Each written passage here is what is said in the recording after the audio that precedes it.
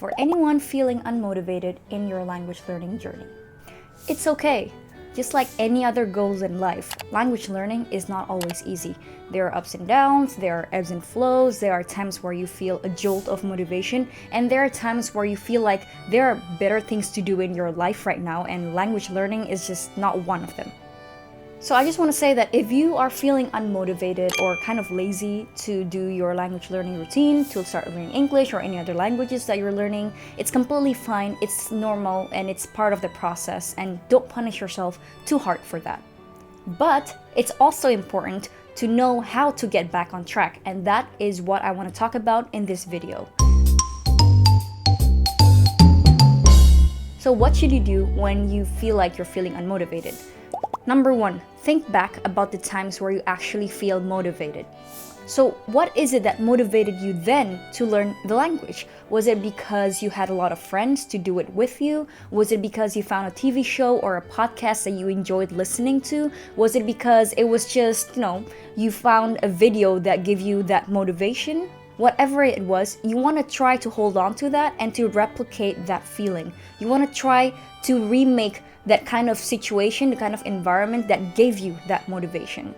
If it's because you had a lot of friends to speak with, but now you don't, then you're gonna have to do that little effort to look for a community where you can share this language learning journey. Maybe post something on a Facebook group, or maybe find a forum on Discord, maybe find a forum on Google or whatever. Maybe you found a TV show or a YouTube channel or whatever, then maybe you want to try to get back into it again. Just watch one video and try to get yourself addicted to it. Or you can also find another YouTube channel that you can start watching in that target language.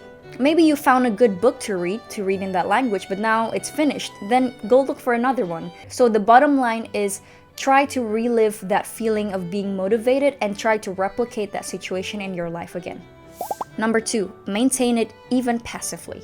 So this simply means to read or to watch stuff that you like in your target language. So this is something that I practice daily. So for all of the languages that I have learned in the past, I'm actually not motivated to really sit down and study them again. So I haven't been in the mood for the longest time actually to sit down, open up a grammar book, or to just write down new words that I learned from movies or TV shows or whatever in my target languages, because I'm just not in the mood for it.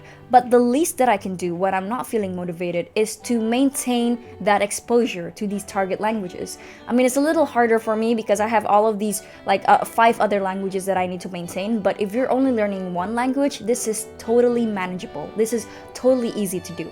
The reason why it's easy, it's because it's quite low effort. So every day I would watch a 10-minute video in Dutch. I don't necessarily have to write down all of the new words that I found, or maybe I could listen to a podcast in Portuguese just to maintain that momentum. I don't necessarily have to study them, but I just need to get exposed because it keeps me from forgetting everything that I've learned in these target languages. So this is the most low effort thing that you can do to bring that up, to stay motivated. Number 3, spice up your routine. Maybe the reason why you lost motivation is because you just got so sick and so bored of your routine.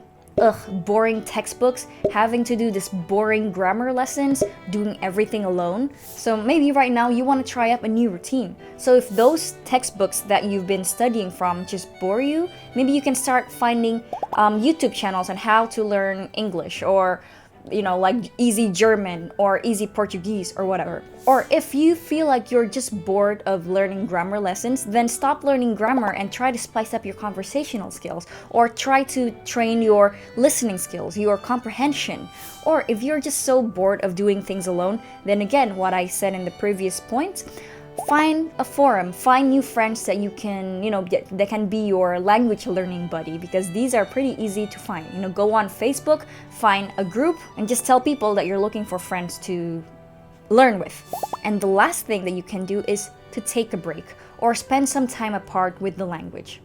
So you don't want to go into a place where you just feel so unmotivated that you start to get sick of the language, that you're like, I don't want to do this ever again.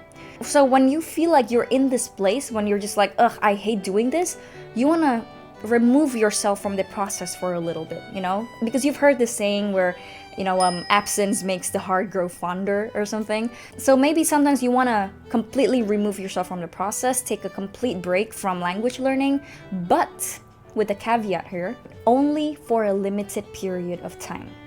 So this is a delicate step, you see, because you don't want to remove yourself too far away from it and for too long that you lose momentum. Because once you lose momentum, it's going to get hard for you to get into it again.